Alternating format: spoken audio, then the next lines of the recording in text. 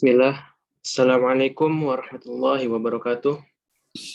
Waalaikumsalam warahmatullahi wabarakatuh. Alhamdulillah. Wassalatu wassalamu ala rasulillah wa ala alihi wa sahbihi wa man walah. Wa la hawla wa la quwwata illa billah. Amma ba'd. Segala puji bagi Allah yang telah melimpahkan rahmatnya. Karena rahmatnya lah kita masih diberikan hidayah agama Islam. Dan karena rahmatnya pula lah kita masih diberikan kesehatan walaupun di tengah pandemi COVID-19 seperti ini. Salawat beserta salam, mari kita haturkan kepada Nabi kita, Nabi Muhammad Sallallahu Alaihi Wasallam, kepada keluarga beliau, sahabat beliau, dan kepada orang-orang yang istiqomah menjalani sunnah beliau. Alhamdulillah, teman-teman jamaah Masjid Al-Muqtasidin FBUI yang Allah rahmati. Pada malam hari ini kita berjumpa kembali. Alhamdulillah, kita kembali melanjutkan kajian rutin kita Senin malam yang membahas tauhid dan membahas kitab Al-Qawaidul Arba'. Insyaallah tema pada malam hari ini adalah hakikat syirik, dan insyaallah akan dibersamai oleh guru kita Al-Ustadz Muhammad Ramalan Hafizahullah Ta'ala. Dan alhamdulillah beliau sudah berada di Zoom ini bersama kita semua. Sebelum kita mulai teman-teman, ada beberapa info yang perlu kami sampaikan ke teman-teman. Yang pertama, sebagaimana adab dalam menuntut ilmu teman-teman semua, ada baiknya ketika nanti Ustaz menyampaikan materi, kita mencatatnya di catatan kita, dan semoga kita bisa mengamalkannya dalam kehidupan kita sehari-hari. Dan info yang kedua, nanti bagi teman-teman yang ingin bertanya, ya teman-teman itu bisa menanyakannya via chat langsung di kolom komentar yang ada di Zoom ini setelah di sesi tanya jawab nanti teman-teman.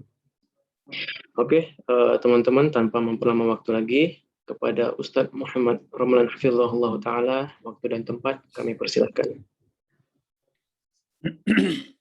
Bismillahirrahmanirrahim. Assalamualaikum warahmatullahi wabarakatuh.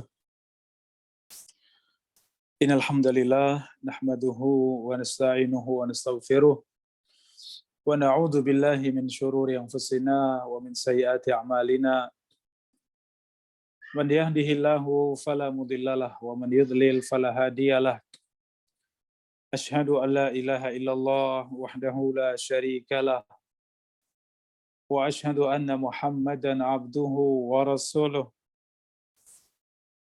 Qala Allah Ta'ala fil Qur'anil Karim, ya ayyuhalladzina amanu taqullaha haqqa tuqatih wa la tamutunna illa wa antum muslimun. Wa qala ta'ala, ya ayyuhalladzina amanu taqullaha wa qulu qawlan sadida yuslih lakum a'malakum wa yaghfir lakum dhunubakum wa may yuti'illaha wa rasulahu faqad faza fawzan 'azima. Fa inna asdaqal hadithi kitabullah wa khairal hadi Muhammadin sallallahu alaihi wasallam wa syarrul umuri muhdatsatuha fa inna kulla muhdatsatin bid'ah wa kulla bid'atin dhalalah wa kulla dhalalatin finnar, amma ba'd. Alhamdulillah, saudara-saudari, ikhwani wa akhwati fillah, rahimani wa rahimakumullahu jami'an. Kita bersyukur kepada Allah, kita memuji Allah. Malam yang mulia ini, alhamdulillah, Allah muliakan kita semuanya dengan majelis ilmu, di mana Allah Subhanahu wa Ta'ala berikan kepada para nabi dan para rasul tidak lain kecuali ilmu. Fa inal anbiya lam yuwarrithu dinaran wala dirhaman. Sesungguhnya para nabi tidaklah mewariskan dinar dan dirham. Wa innama warrasul ilma. Namun mereka mewariskan ilmu. Faman akhadahu akhadha bihadzin wafir. Maka barang siapa yang mengambil ilmu, maka sungguh ia telah mengambil bagian yang besar di dalam kehidupannya. Maka lisan kita bersyukur pada Allah. Alhamdulillah, Allah mudahkan kita untuk bermajlis ilmu. Tawasi bil haq wa tawasi bis sabr. Demikian hati kita senantiasa menyandarkan kepada Allah. Tidak mungkin kita semua sampai kepada ilmu kecuali atas izin Allah Subhanahu wa taala. Atas taufik dan hidayah Allah Subhanahu wa taala. Demikian kenikmatan yang Allah berikan pada kita semuanya. Kita tuangkan untuk bersungguh-sungguh mempelajari agama Allah, untuk menuntut ilmu, di mana thalabul ilm juga merupakan bagian daripada ibadah kita kepada Allah, bagian daripada cinta dan sayang Allah kepada kita semuanya. Saudara-saudari, ikhwani wa akhwati fillah, azani Allah wa iyyakum. Kitab yang kita kaji bersama Al-Qawaidu Al-Arba', 4 kaidah dalam memahami tauhid kepada Allah.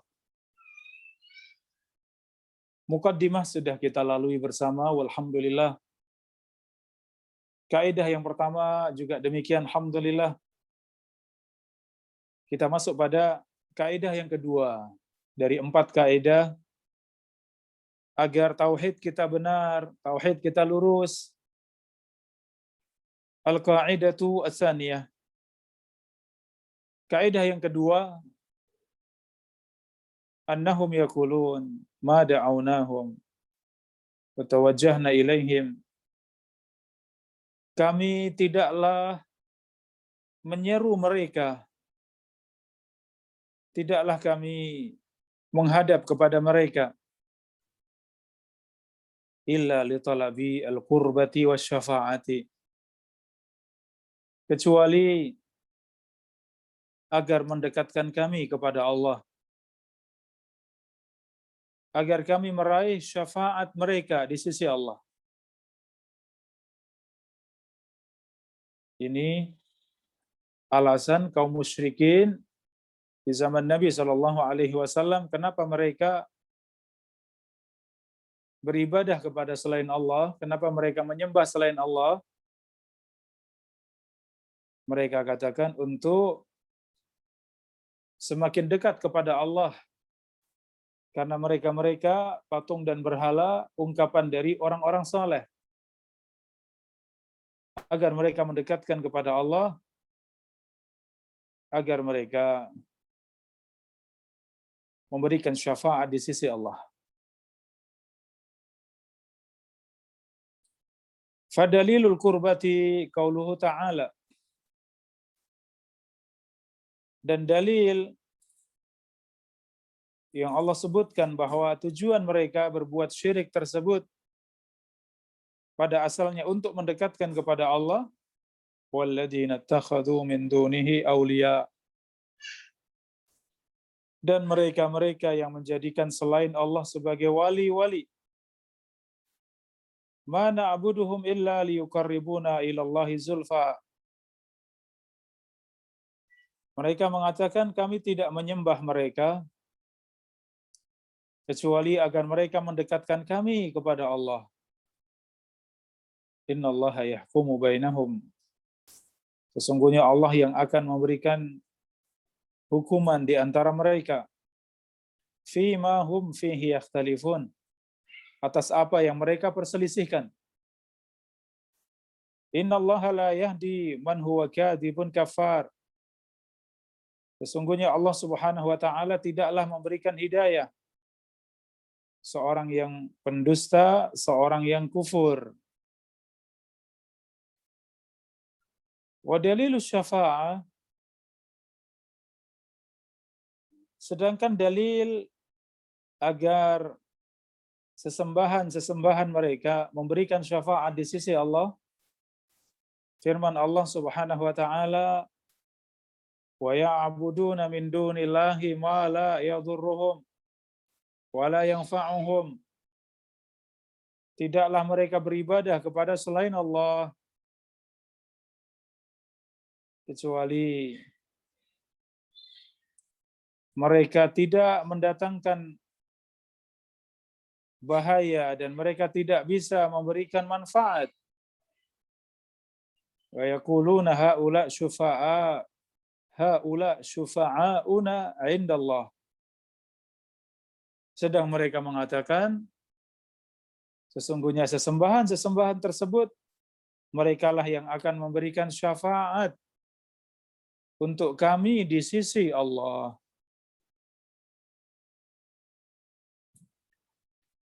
Selanjutnya Syekh Muhammad At-Tamimi rahimallahu taala, beliau melanjutkan kaidah yang kedua. Syafa'atu syafa'atan.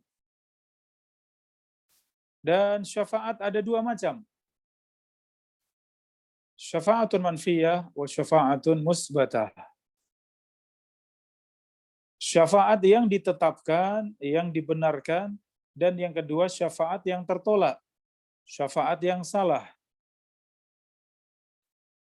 Syafa'atu al-manfiyah, adapun syafaat yang tertolak, syafaat yang salah, maka tutlabu min ghairillah, yaitu syafaat yang dicari, yang diminta kepada selain Allah. Fima la yaqdiru alaihi illallah, pada perkara yang tidak mampu kecuali Allah.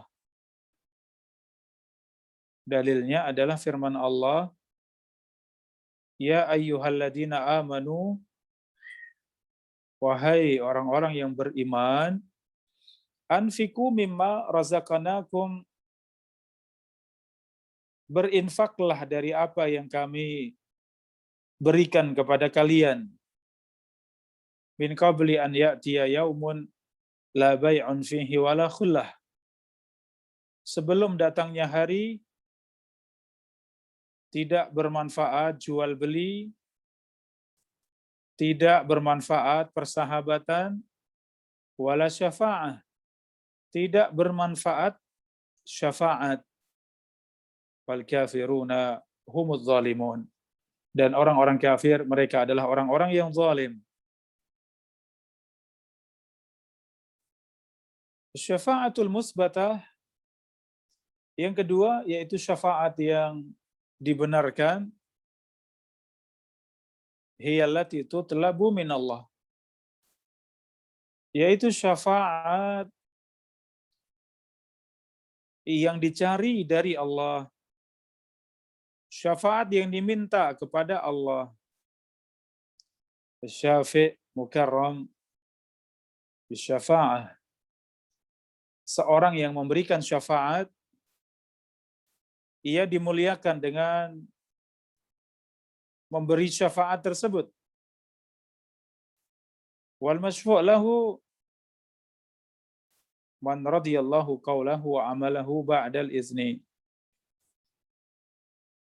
Dan seorang yang diberikan syafaat adalah seorang yang diridhai Allah Subhanahu wa taala, baik ucapannya maupun amalnya, setelah Allah memberikan izin untuk diberikan syafaat. Kama qala ta'ala, sebagaimana firman Allah, man zalladhi yashfa'u indahu illa biiznih. Dan siapakah yang bisa memberikan syafaat di sisi Allah kecuali yang diizinkan Allah. Surat Al-Baqarah ayat 255. Saudara-saudari, ikhwani wa akhwati fillah, a'azzani Allah wa iyyakum. Inilah kaidah yang kedua dari 4 kaidah untuk memahami tauhid dengan benar, memahami akidah yang lurus. Di mana kaidah yang kedua menyebutkan tentang alasan mengapa mereka kaum musyrikin yang pada asalnya mereka beriman kepada Allah dengan iman rububiyah. Mereka percaya kepada Allah, Allah yang menciptakan, Allah yang memberikan rizki, Allah yang mengatur alam semesta, Allah yang menghidupkan dan mematikan, Allah yang merajai dan menguasai alam semesta. Demikian tauhid rububiyah mereka imani, mereka percaya. Tentu tidak sama dengan tauhid rububiyahnya orang-orang yang beriman. Orang-orang yang beriman bersama dengan keimanan mereka dengan tauhid rububiyah, maka mereka beriman dengan tauhid uluhiyah dan tauhid asma dan sifat. Setelah mereka beriman dengan rububiyah, maka mereka meyakini bahwa tidak ada yang berhak untuk mendapatkan ibadah, tidak ada yang berhak untuk disembah kecuali satu, kecuali Allah. Maka mereka mengesahkan ibadah hanya kepada Allah Subhanahu wa taala. Ya, ini perbedaannya dengan mereka kaum musyrikin di masa Nabi Shallallahu alaihi wasallam. Mereka mentauhidkan dengan rububiyah, namun mereka tidak mau beribadah hanya kepada Allah. Demikian orang-orang beriman, mereka mentauhidkan Allah dengan rububiyah, keharusannya mereka mentauhidkan Allah dengan uluhiyah dan asma dan sifat. Adapun di sini kaum musyrikin ternyata berbeda. Dan ini dijelaskan langsung oleh Syekh Muhammad At-Tamimi rahimahullahu taala, mengapa mereka hanya berhenti pada tauhid rububiyah. Buktinya ketika mereka dalam keadaan sangat sempit, mereka berdoa hanya kepada Allah. Mereka di tengah lautan sudah yakin akan binasa dengan badai, dengan angin ribut. Maka mereka meminta hanya kepada Allah Subhanahu wa taala. Ketika Allah selamatkan mereka kembali ke daratan, mereka juga kembali menyekutukan Allah Subhanahu wa taala. Dalam kehidupan mereka, sesembahan-sesembahan mereka juga sangat banyak. Dimanapun ada sesembahan-sesembahan mereka, di dalam rumah, di luar rumah, ya, di tempat-tempat perkumpulan mereka, ada sesembahan selain Allah. Maka tentu buat kita orang-orang yang beriman bertanya, mengapa mereka menyekutukan Allah? Padahal mereka yakin bahwa Allah yang menurunkan hujan, Allah yang memberikan rezeki, Allah yang menghidupkan dan mematikan. Ya, demikian. Mereka beriman dengan iman rububiyah, namun tidak mentauhidkan Allah dengan tauhid uluhiyah. Mereka tidak beribadah kepada Allah dengan ibadah yang benar, mengesahkan Allah Subhanahu wa taala. Ternyata jawabannya apa yang disebutkan oleh Syekh Muhammad At-Tamimi rahimahullahu taala, sebagaimana tadi matan yang kita baca bersama, illa li talabi al-qurbati wasyafaati. Kecuali agar mereka semakin dekat kepada Allah dan agar mereka meraih syafaat di sisi Allah. Ini.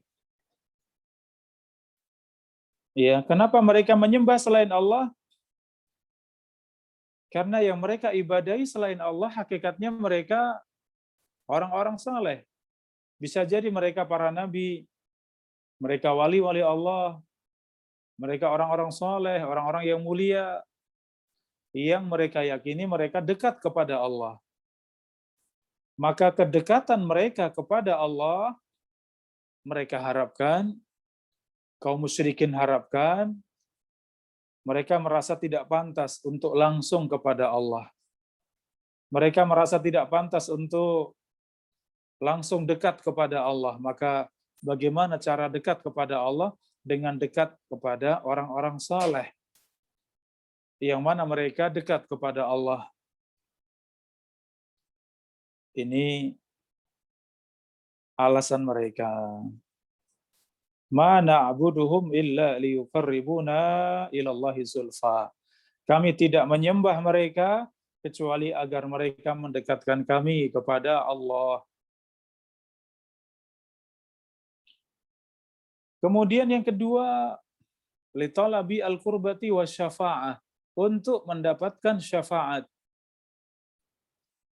Mereka mendekatkan kepada patung dan berhala, sesembahan-sesembahan mereka selain Allah, tujuannya agar orang-orang saleh ini nantinya pada hari kiamat memberikan syafaat. Agar mereka memberikan syafaat di sisi Allah. Wa yaquluna haula syufa'auna 'indallah. Mereka mengatakan, merekalah yang akan memberikan syafaat kami di sisi Allah. Saudara-saudari yang dirahmati Allah, ini dua alasan mereka mengapa mereka menyembah selain Allah. Mengapa mereka menyekutukan Allah? Karena dalam benak mereka merasa tidak pantas,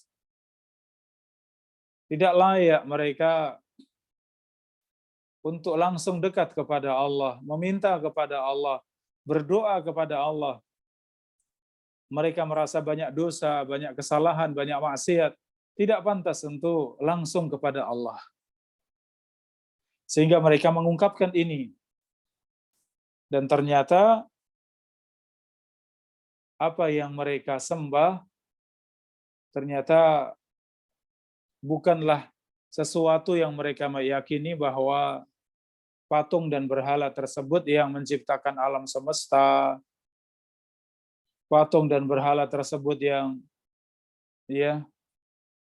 menghidupkan dan mematikan. Tidak ada keyakinan mereka seperti itu. Ini kaum musyrikin di zaman itu.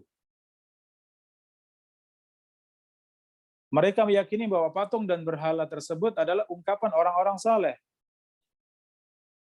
Ya, seperti Lata, Uzza, Manat, Suwa. Ya, ini semuanya berhala-berhala dan itu nama-nama orang-orang saleh, orang-orang mulia. Ya, ternyata ini yang menjadikan mereka menyekutukan Allah, ya, sesuatu yang sangat fatal di dalam kehidupan mereka. Di mana syirik kepada Allah ini sesuatu yang sangat membahayakan.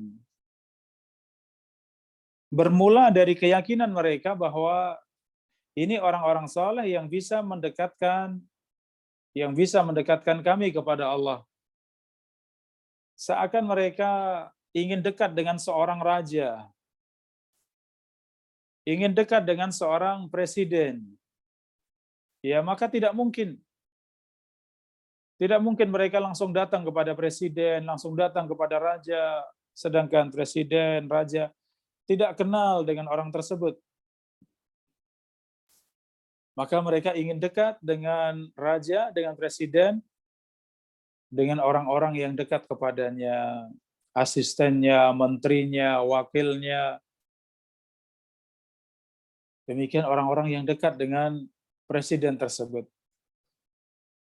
Kalau sudah bisa dekat dengan orang-orang dekatnya presiden, maka sangat mudah untuk dikenal presiden. Ini otak mereka, cara pendekatannya demikian. Ya. Namun kalau kita perhatikan, ternyata yang seperti ini sesuatu yang amat membahayakan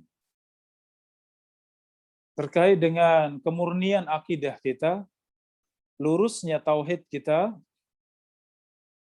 karena seorang akhirnya bukan lagi bergantung kepada presiden, bergantung kepada raja, namun ia bergantung dengan orang-orang dekatnya. Ia akan sangat tergantung dengan menterinya, dengan orang kepercayaannya, dengan asistennya, demikian.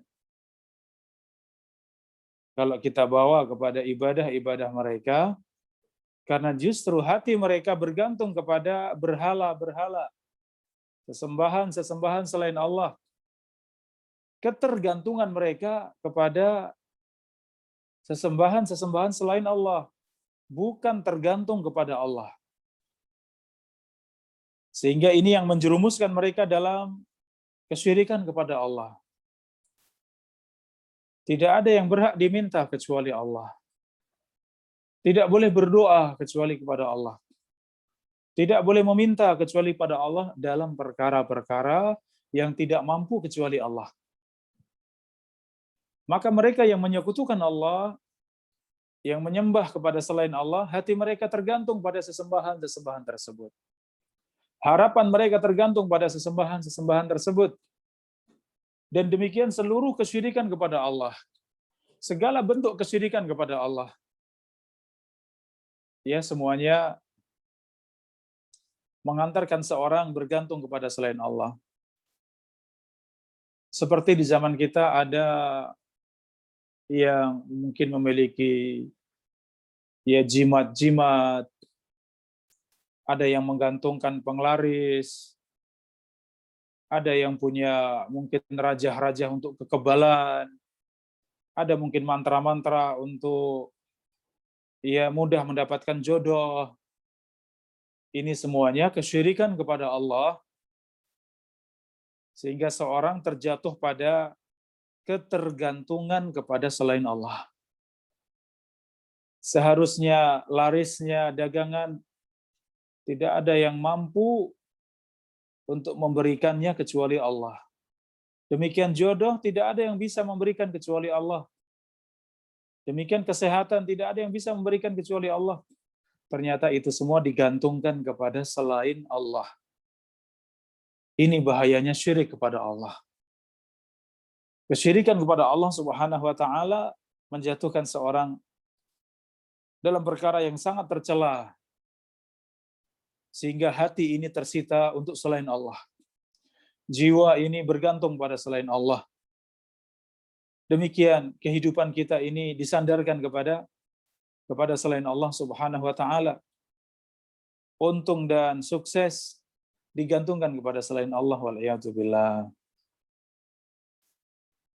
Padahal Allah Subhanahu wa taala mengingatkan kita semuanya dalam surat Al-Baqarah ayat 186, wa idza sa'alaka ibadi anni fa inni qarib. Jika hambaku bertanya kepadamu tentang aku, fa inni qarib, maka katakan sesungguhnya aku dekat dengan hamba-hambaku. Ujibu da'watad da'i, aku selalu mengabulkan seruan hamba-hambaku. Idza da'an, tatkala hambaku menyeru aku. Saudara-saudari yang dirahmati Allah, demikianlah Allah Subhanahu wa taala sangat dekat dengan hamba-hambanya. Allah tidak butuh perantara. Allah Maha dekat dengan kita semuanya. Fa inni qarib, Allah sangat dekat dengan hambanya. Allah dekat dengan kita semuanya dengan ilmunya. Ar-Rahmanu 'alal 'arsy istawa. Allah bersemayam di atas arsy. Zat Allah di atas seluruh makhluknya. Namun Allah Maha melihat. Allah Maha mendengar. Allah Maha menyaksikan. Maka Allah sangat dekat dengan kita semuanya. Aqrabu ilaihi min hablil warid. Bahkan Allah lebih dekat kepada kita semuanya dari urat nadi yang ada di leher kita. Bahkan Allah lebih dekat daripada diri kita sendiri kepada diri kita masing-masing. Karena Allah Maha mengetahui yang lahir dan batin dari kita semua. Yang nampak maupun yang tidak tampak. Maka semuanya diketahui Allah, diilmui Allah, dilihat Allah, disaksikan dan diawasi Allah Subhanahu wa taala. Maka ini yang benar. Seorang hamba benar-benar beriman akan rububiyah Allah, maka ia juga beriman bahwa tidak ada yang berhak untuk diibadahi kecuali Allah Subhanahu wa taala. Saudara-saudari yang dirahmati Allah, perkara yang kedua yang menjadi sebab kaum musyrikin kenapa mereka menyembah kepada sesembahan-sesembahan selain Allah, yang pertama untuk mendekatkan mereka kepada Allah. Dan itu sudah dibantah. Tidak benar. Itu prasangka mereka. Itu perkara yang sungguh kesalahan yang besar ada pada mereka semuanya. Ketika keyakinan mereka dibangun di atas prasangka, keyakinan mereka dibangun di atas kebodohan, jauh dari kebenaran, jauh dari wahyu Allah Subhanahu wa taala. Sebab yang kedua, saudara-saudari yang dirahmati Allah, sebab yang kedua, mereka ingin mendapatkan syafaat di sisi Allah Subhanahu wa taala. Saudara-saudari yang dirahmati Allah, kita fahami bahwa syafaat hanya milik Allah. Tidak ada yang memiliki syafaat kecuali Allah Subhanahu wa taala. Dalam surat Thaha ayat 108, Allah berfirman, "Yauma idzin yattabi'una ad-da'iya la 'iwaja lah wa khasha'atil aswatu lirrahman fala tasma'u illa hamsa. Yauma idzin la tanfa'u syafa'atu illa man adina lahu rahman wa radiya lahu qawla." Pada hari tersebut tidaklah bermanfaat syafaat kecuali atas seorang yang diizinkan oleh Allah Ar-Rahman dan Allah ridha dengan ucapannya. Maka di dalam ayat ini ada syarat-syarat terkabulkannya syafaat, syarat terjadinya syafaat. Ada 3 syarat syafaat. Syarat yang pertama, orang yang memberikan syafaat adalah orang yang diridhai Allah Subhanahu wa taala. Ini syarat yang pertama. Orang yang akan memberikan syafaat, orang yang diridhai Allah. Syarat yang kedua, orang tersebut diizinkan oleh Allah untuk memberikan syafaat. Ini syaratnya terjadi syafaat. Dan syarat yang ketiga, syarat yang terakhir, orang yang diberikan syafaat adalah orang yang diridhai Allah Subhanahu wa taala. Kalau 3 syarat ini terpenuhi, maka terjadilah syafaat. Orang yang akan memberikan syafaat, orang yang diridhai Allah, dan yang kedua diizinkan oleh Allah.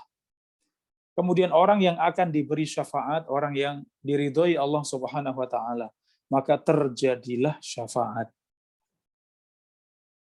Ya, sedang keyakinan mereka kaum musyrikin, mereka menyangka orang-orang saleh tersebut akan memberikan syafaat mereka pada hari kiamat, akan memberikan syafaat mereka di sisi Allah Subhanahu wa taala. Ya, padahal keadaan yang mereka anggap sebagai orang-orang saleh kita tidak tahu. Yang mereka anggap sebagai wali-wali Allah kita tidak tahu. Masing-masing sangat sibuk dengan urusannya. Mereka tidak mengetahui, mereka tidak melihat, mereka tidak mendengar dengan apa yang mereka kerjakan, dengan seruan-seruan mereka. Masing-masing sibuk untuk menyelamatkan diri masing-masing di hadapan Allah Subhanahu wa taala. Seandainya benar bahwa mereka orang-orang saleh, mereka berhak untuk memberikan syafaat, maka sungguh Allah tidak ridha dengan mereka kaum musyrikin. Orang-orang yang berbuat syirik kepada Allah, mereka-mereka yang berbuat syirik kepada Allah Subhanahu wa taala, Allah tidak ridha pada mereka. Sehingga mereka pun tidak mungkin mendapatkan syafaat Allah Subhanahu wa taala karena mereka tidak diridhai Allah atas kesyirikan mereka, karena perbuatan mereka.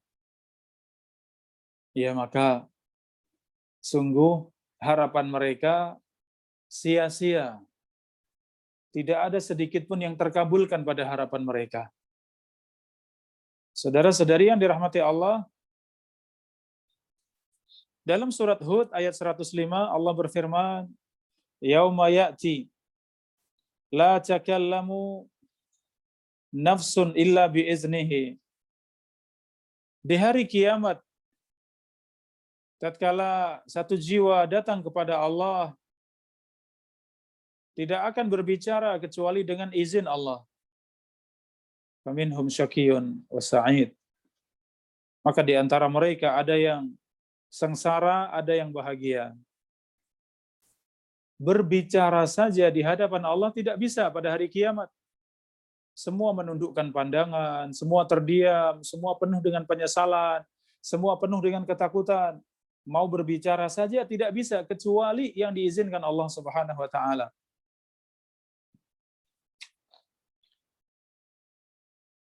Rasulullah Shallallahu alaihi wasallam yang pertama kali memberikan syafaat untuk seluruh manusia. Rasulullah mengatakan, "Analaha, analaha." Aku yang memiliki syafaat, aku yang memiliki syafaat. Kemudian Rasulullah sujud di bawah arsy, memuji Allah, mengagungkan Allah, mensucikan Allah. Kemudian Allah katakan, "Ya Muhammad, irfa' ra'sak wasal tu'ta wasfa'tu syafa'." Wahai Muhammad, angkatlah kepalamu, mintalah engkau dikabulkan, berikanlah syafaat, mintalah syafaat, engkau akan dikabulkan syafaat. Demikian syafaat diberikan kepada Rasulullah sallallahu alaihi wasallam. Dalam keadaan demikian, ketika Rasulullah sallallahu alaihi wasallam memberikan syafaat kepada umatnya, sebagaimana hadis, setiap nabi memiliki doa yang mustajab. Dan setiap nabi menggunakan doa mustajab tersebut di dunia. Sedangkan aku simpan di akhirat. Aku simpan doaku yang mustajab nanti untuk umatku, untuk memberikan syafaat umatku. Salah satu syafaat Rasulullah SAW ketika ada di atas sirat. Ketika manusia melewati sirat, jembatan penyeberangan di atas jahanam. Maka doa Rasulullah SAW, syafaat Rasulullah, Allahumma salim, Allahumma salim. Ketika Rasulullah mengetahui umatnya melewati sirat tersebut, Rasulullah berdoa, "Ya Allah selamatkanlah, ya Allah selamatkanlah." Namun dilihat ada yang selamat, ada yang tidak. Maka kita memahami bahwa syafaat dari sisi Rasulullah pasti itu Allah ridhoi, Allah izinkan untuk Nabi SAW memberikan syafaat. Tetapi kendalanya ada pada orang yang diberikan syafaat. Umat ini yang diberikan syafaat. Tidak semua berhak mendapat syafaat. Ada yang diridhoi Allah, ada yang dimurkai Allah, wal'iyadzubillah. Siapa yang berhak mendapatkan syafaat? Yang diridhoi Allah. Ya, maka demikian. Syafaat untuk orang-orang yang beriman saja keadaannya demikian. Dan ada di sana syafaat yang khusus untuk Rasulullah, ada di sana syafaat yang umum. Rasulullah, para nabi, orang-orang saleh, ya, orang-orang mulia, demikian seorang yang mati syahid, ya, anak kecil yang meninggal sebelum balik, ya, mereka bisa memberikan syafaat. Namun itu semuanya kembali kepada orang yang diberi syafaat. Kalau mereka berhak memberikan syafaat, mereka diridhoi Allah, mereka diizinkan Allah untuk memberikan syafaat, maka permasalahannya ada pada kita semuanya. Apakah kita umat ini, umatnya Rasulullah SAW, kita diridhoi Allah sehingga kita berhak mendapatkan syafaat ataukah tidak? Wal'iyadzubillah. Oleh karenanya kita memohon kepada Allah Subhanahu wa taala agar kita semuanya meraih syafaat pada hari kiamat, syafaatnya Rasulullah SAW, demikian syafaat orang-orang mulia pada hari kiamat, dengan izin Allah, dengan ridho Allah Subhanahu wa taala. Demikian saudara-saudari, Allah taala a'lam bissawab.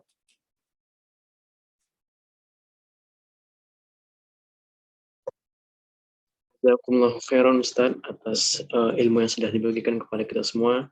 Semoga ilmu yang telah beliau sampaikan kepada kita semua dapat kita amalkan dalam kehidupan kita sehari-hari ya teman-teman semua. Oke teman-teman, saatnya kita beralih ke sesi tanya jawab. Sekali lagi teman-teman, bagi yang bertanya bisa langsung menanyakannya via chat ya teman-teman melalui kolom komentar yang ada di Zoom ini. Ini sudah ada beberapa pertanyaan masuk. Ana bacakan yang pertama. Afwan, izin bertanya Ustaz, bagaimana ya kiat-kiat kita agar terhindar dari syirik kecil? Baik, syukran. Jazakumullah khairan. Saudara-saudari, ikhwani wa akhwati fillah rahimakumullah. Ini yang ditakutkan oleh baginda Rasulullah sallallahu alaihi wasallam. Inna akhwafa ma akhafu alaikum asyirkal asghar. Sesuatu yang paling aku takutkan menimpa kalian adalah syirik kecil. Di mana Rasulullah SAW menyifati syirik kecil itu sangat samar, bagaikan semut hitam berjalan di atas batu hitam di kegelapan malam. Maka sungguh sesuatu yang amat dikhawatirkan oleh baginda Rasulullah SAW. Sangat samar dan sangat sulit buat kita semuanya untuk selamat darinya. Namun kita yakin bahwa tidak ada syariat Allah yang keluar dari kemampuan kita. La yukallifullahu nafsan illa wus'aha. Allah tidak bebani kita sesuatu yang kita tidak mampu. Ya oleh karenanya kita bersungguh-sungguh dengan menuntut ilmu, talabul ilm, bersungguh-sungguh mempelajari Al-Quran dan Sunnah, demikian duduk di majlisnya para ulama, demikian mengambil faedah-faedah dari para guru kita, semangat untuk berilmu, demikian dibarengi dengan semangat untuk beramal. Maka insya Allah sesuatu yang kita rasa sulit akan dimudahkan oleh Allah Subhanahu wa taala. Walladzina jahadu fina lanahdiyannahum subulana. Dan orang-orang yang bersungguh-sungguh kepada kami akan mudahkan jalannya. Ya, maka salah satu dari kewajiban kita untuk ikhlas kepada Allah setelah kita selamat dari syirik akbar dengan tauhid kepada Allah, dengan akidah yang lurus, maka kita pun harus selamat dari syirik kecil, yaitu riya. Seorang yang ingin dilihat orang lain agar dipuji dengan ibadah kita. Kita ingin didengar orang lain agar kita dipuji dengan kebaikan kita. Ini riya, ini sum'ah, dan itulah syirik kecil. Maka setiap amal kita, setiap ucapan kita, perbuatan kita, perhatikan keikhlasan kepada Allah. Luruskan niat kita, jaga niat kita. Demikian kita senantiasa niatkan semuanya karena Allah. Sekecil apapun amal, tidak kita niatkan kecuali karena Allah Subhanahu wa taala. Demikian, Allah taala a'lam bissawab. Baik Ustaz, kita ke pertanyaan selanjutnya. Assalamualaikum Ustaz, mohon izin bertanya. Waalaikumsalam warahmatullahi wabarakatuh. Apabila kita tidak mau memakan ataupun meminum makanan dan minuman yang diberikan oleh orang lain kepada kita, dengan dugaan terdapat sihir dalam makanan yang diberikan tersebut, lalu kita buang semua makanan tersebut Ustaz. Apakah ini termasuk ke dalam perbuatan kesyirikan? Jazakallahu khairan Ustaz atas penjelasannya. Mungkin bisa diulang sekali lagi? Baik. Apabila kita tidak mau memakan atau meminum makanan dan minuman yang diberikan oleh orang lain kepada kita, dengan dugaan terdapat sihir dalam makanan yang diberikan tersebut Ustaz, lalu kita buang semua makanannya. Apakah hal tersebut termasuk ke dalam kesyirikan? Baik, syukran. Jazakumullah khairan. Saudara-saudari yang dirahmati Allah, harus kita bedakan antara berhati-hati dengan sifat was-was. Ya, harus kita perhatikan. Sikap berhati-hati kalau itu sesuatu yang memang ada korinahnya, ada tanda-tandanya, ada penguatnya. Ya, kemudian kita meninggalkan sesuatu dengan sebab yang jelas. Apalagi itu dengan ilmu, maka ini sikap yang benar. Adapun keraguan-raguan tanpa ada penguat, ya, tanpa ada ilmu sehingga kita kemudian berprasangka, maka ini penyakit yang disebut was-was. Ya, maka ini harus dibedakan. Seperti contohnya tadi, ada seorang yang memberikan makanan kepada kita. Kita tahu yang memberi orangnya soleh, orangnya baik, ya, tidak ada masalah antara kita dengan dia. Demikian sudah hal yang biasa kalau kita saling memberikan hadiah, maka jangan ada prasangka yang buruk. Karena tidak ada sebab, tidak ada penguat, tidak ada tanda-tanda yang mengharuskan kita lebih berhati-hati, ya. Ini. Adapun kalau ya di sana ada tanda-tanda mungkin sedang ada permasalahan dengan kita, mungkin jelas ada sesuatu yang ya sedang tidak enak kita rasakan antara kita dengan dia, ya. Kemudian ketika memberikan makanan tersebut ternyata ada sesuatu yang menguatkan, ya, khawatir bahwa itu berbahaya buat kita, mungkin sihir, mungkin yang lain, ya.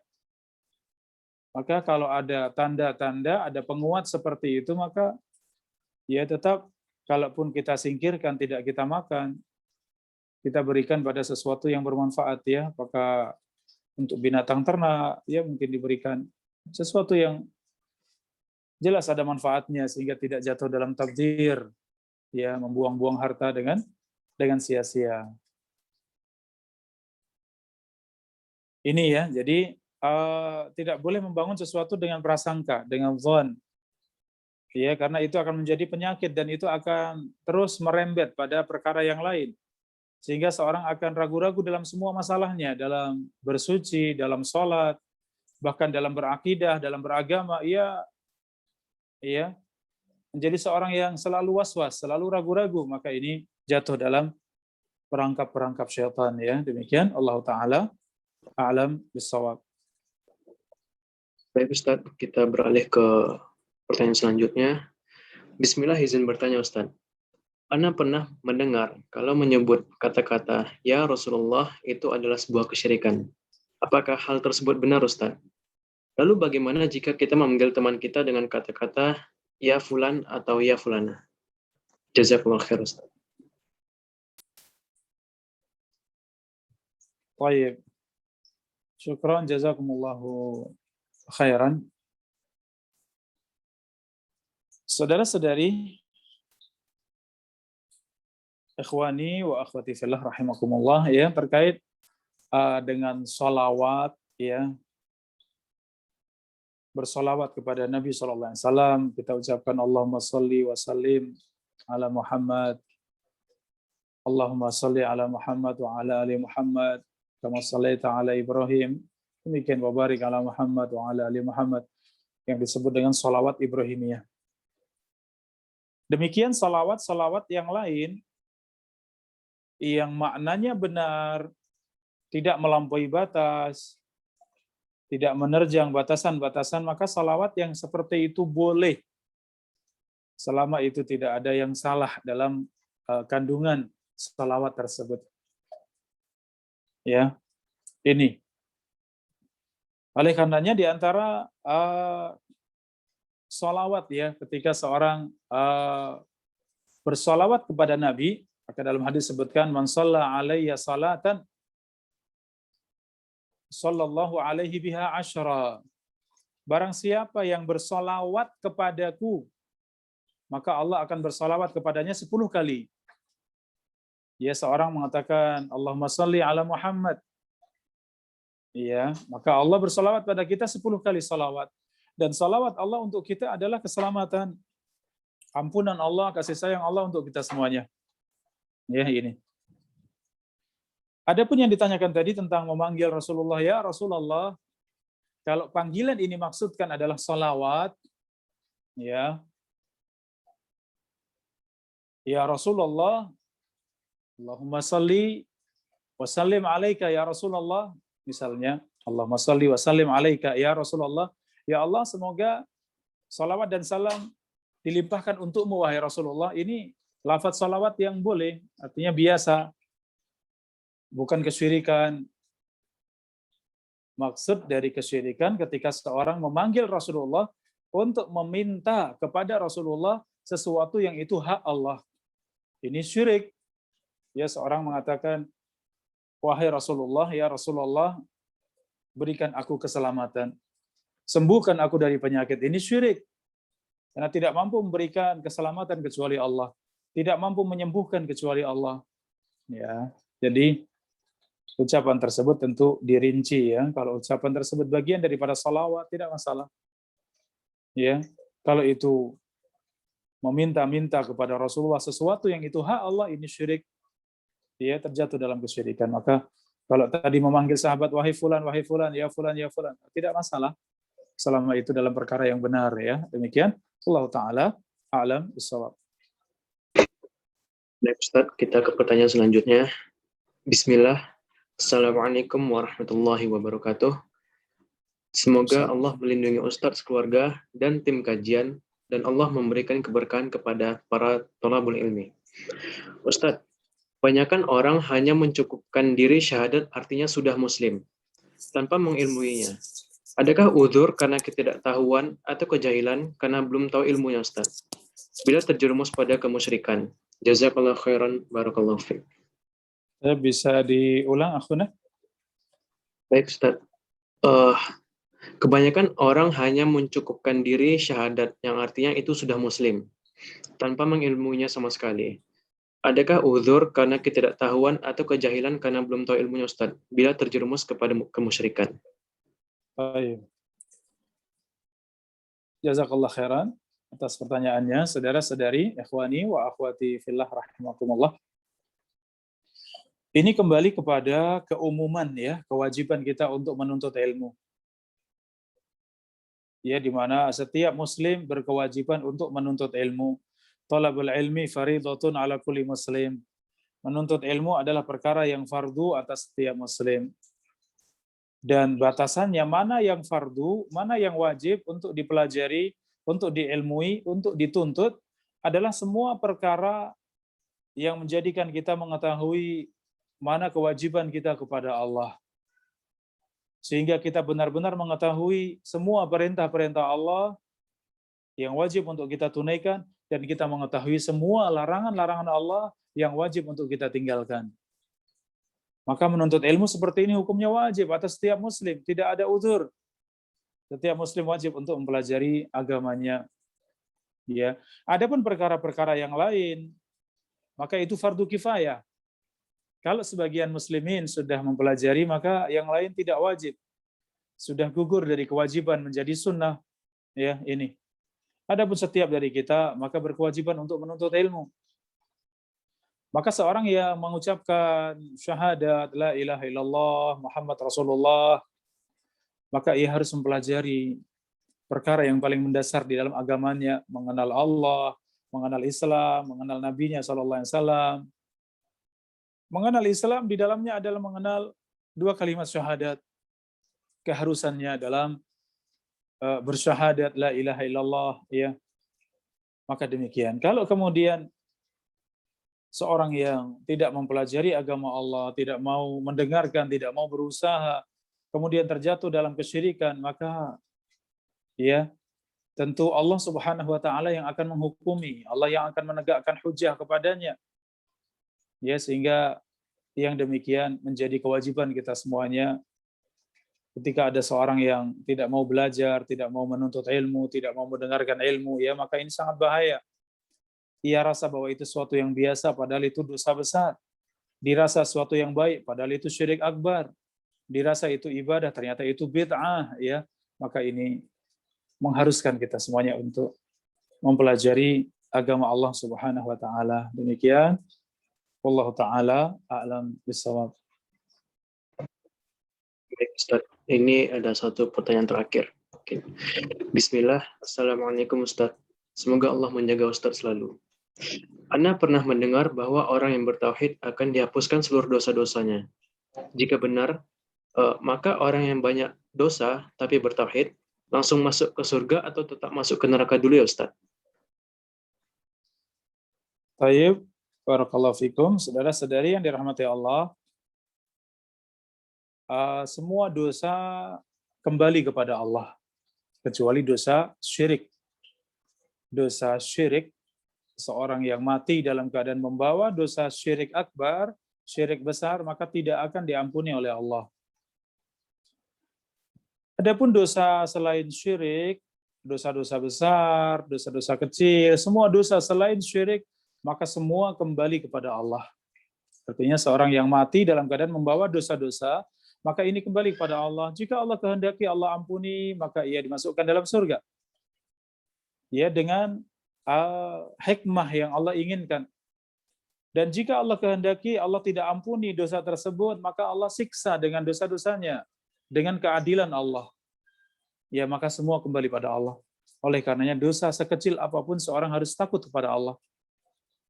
Namun di sisi lain ada keutamaan tauhid pada Allah, yang bisa jadi dengan tauhid tersebut dosa-dosanya akan diampuni oleh Allah karena keutamaan tauhid. Kalau ternyata dosa-dosanya lebih besar dari tauhid yang ada dalam dirinya, maka bisa jadi Allah tidak ampuni dosa-dosanya.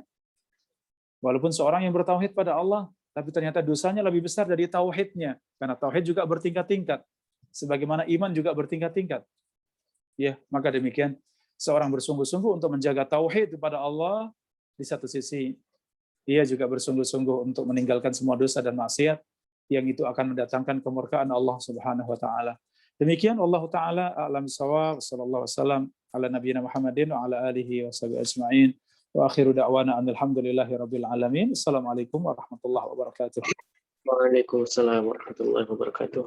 Jazakumullah khairan Ustaz sudah menjawab pertanyaan-pertanyaan dari teman-teman kita semua, dan semoga teman-teman bisa terjawab ya teman-teman atas pertanyaan dan bisa kita amalkan dalam kehidupan kita sehari-hari.